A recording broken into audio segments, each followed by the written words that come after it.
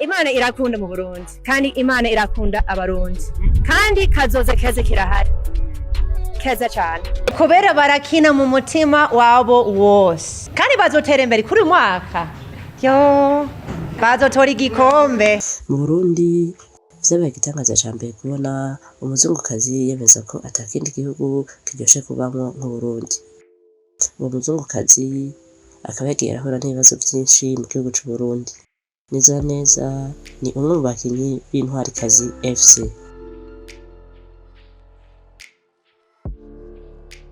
Mwiriwe mwaramutse bivaye naho muserere jewe nakoze Vincent kuri kiyago ca Boss TV. Ubwa mbere ntumvyenze kuri subscribe, like, partage kugira ngo ube umwe mu bakunzi ba kiyago ca Boss TV.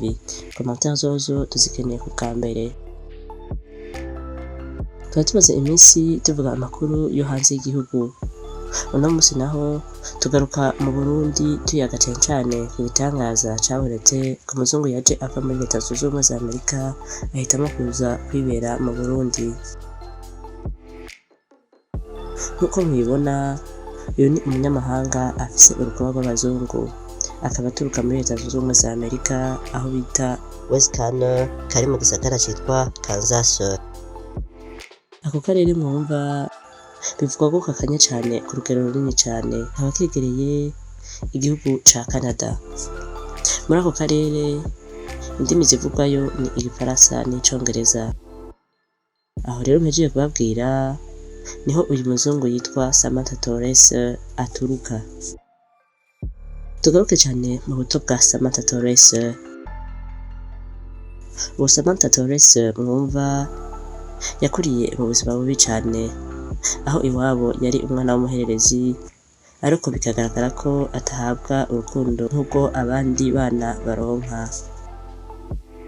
Nk'uko we avyivugira kuri Star TV avuga ko abavukanyi biwe baronswa ico bashaka ariko we ntiyakironswa.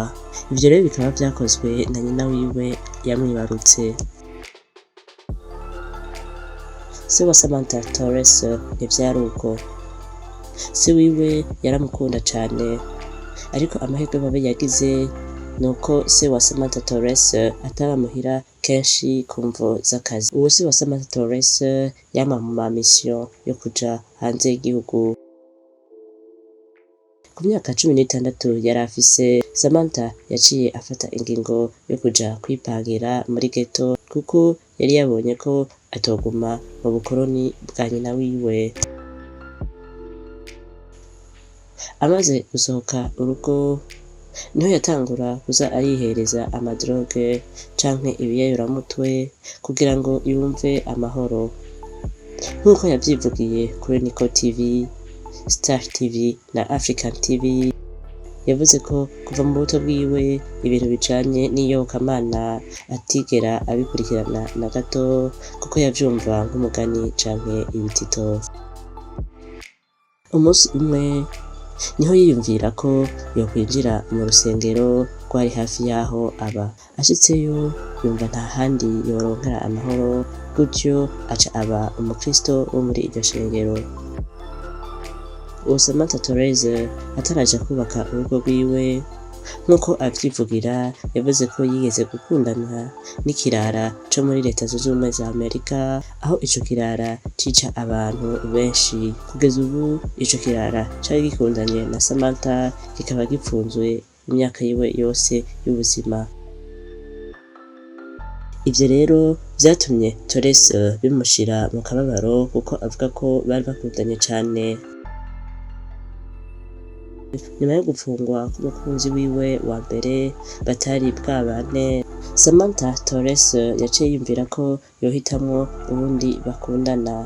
Haciye igihe gito yararonse uwundi muhungu bakundana mbere baca bakora ubukwe, ariko amahirwe mabi umwana wa mbere bavyaranye ntabwo yashoboye kuronka amahirwe yo kuba kw'isi. Ivyo rero vyarakomerekeje umutima wa Samantha Torres kugeza yahavuga yuko ubu abonye umudamu abuze umwana bimutera agahinda bikamusaba ko aca amuba hafi. Ubu turiko tuvuga kino kiganiro, Samantha Torres akaba afise abana bashika kuri 2 gusa. Abenshi muriyumvira uko Samantha Torres yashitse mu Burundi. Hari mu mwaka wa 2005 niho ishengero Samantha Torres yasengeramwo ryategura urugendo rwo gutembera mu bihugu nka Pakistan, Kenya n'Uburundi burimwo mu ntumbero yo kuvuga ubutumwa.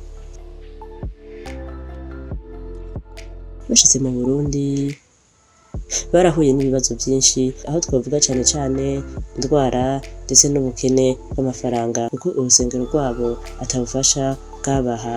Aho rero bakaba bashikiye mu kinama. Haciye igihe gito niho basubira muri Leta Zunze Ubumwe za Amerika, baca bavuga ko batazongera kugaruka i Burundi. Mu myaka ya 2007 na 2008 niho Samantha Torres n'umugabo wiwe bumva ijwi ry'Imana ribabwira kugaruka mu Burundi. Byarabatangaje cyane kuko biyumvira ubuzima bwo mu Burundi ingene bwabagoye cyane, babona ko ari ikibazo gikomeye. Mu 2009 niho bafata urugendo berekeza mu Burundi, bashikiye mu kinama, nyuma barimuka baja kuba muri Asiatique. Nk'uko Samantha avyivugira, yavuze ko ubuzima bwo mu gisagara bwamugoye kugeza yaho asaba imfungurwa ababanyi.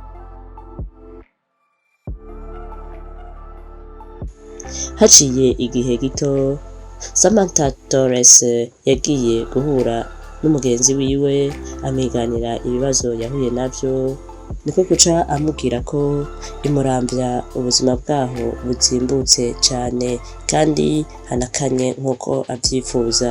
Nk'uko nari nababwiye mbere, barahuye n'ibibazo vy'indwara bivuye yuko mu gisagara ca Bujumbura hashushe.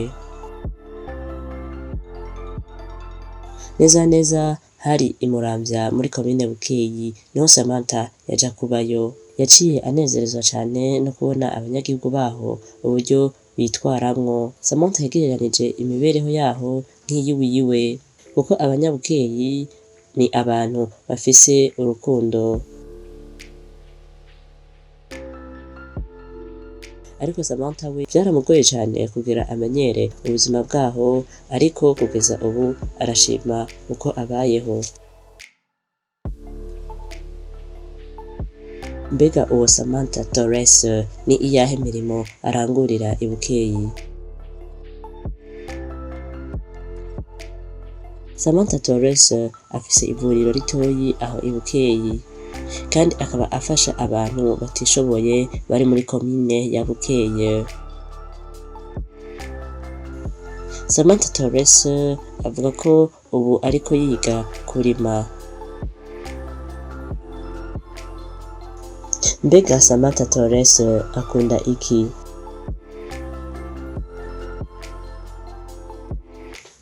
Samantha Torres akunda gukina inkino z'umupira w'amaguru, kandi akaba akunda no kunywa ikawa.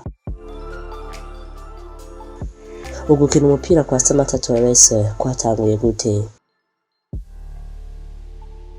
Ukwezi kuraheze Samantha Torres avugiye kuri Mashariki TV aho yarahejeje gusinya amasezerano muri Nkunda FC iri mu ntara ya Bubanza, komine Gihanga. Nanezerewe cyane kwinjira equipe Nkunda.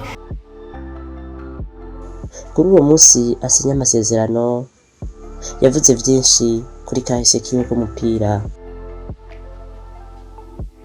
Ubwa mbere yatubwiye ko yatanguye gukina umupira w'amaguru afise imyaka iri hagati y'3 n'4. Aho rero akaba yabitanguye mu mugwi wa ODP, mu majambo yose ni Olympic Development Program. Akaba ari umugwi umenyereza abakinnyi b'abakobwa bakiri bato uherereye neza muri Leta Zunze Ubumwe za Amerika. Uwo mugwi ODP canke Olympic Development Program, uwo mugwi ukaba utoza abakobwa bakiri bato kugira ngo bazoserukire umugwi serukiragihugu w'umupira w'amaguru wo muri Leta Zunze Ubumwe za Amerika. Ashitse mu Burundi yahise ashikira muri Nakundanye FC aho yakinyeho imyaka 2 gusa, ubu naho akaba akinira igihanga muri Intwarikazi FC, ariko aravuga ko bitazoroha cyane kuza arava imuramvya aja gukina igihanga. Ikindi naco mwomenya kuri Samantha nuko Samantha Torres asanzwe ari umukunzi wa FC Barcelona. Ni hano dusozereye ino nkuru ya Samantha Torres. Reka tubashimire mwebwe mwese mwadukurikiranye, mwari kumwe na jewe Irakoze Udasa kuri Kiyago ca Voice TV. Twongera tubibutsa gushira ko subscribe, like, partage, commentaire kugira ngo dushishikare kubazanira ibiganiro biri ku mwanya naho ubutaha.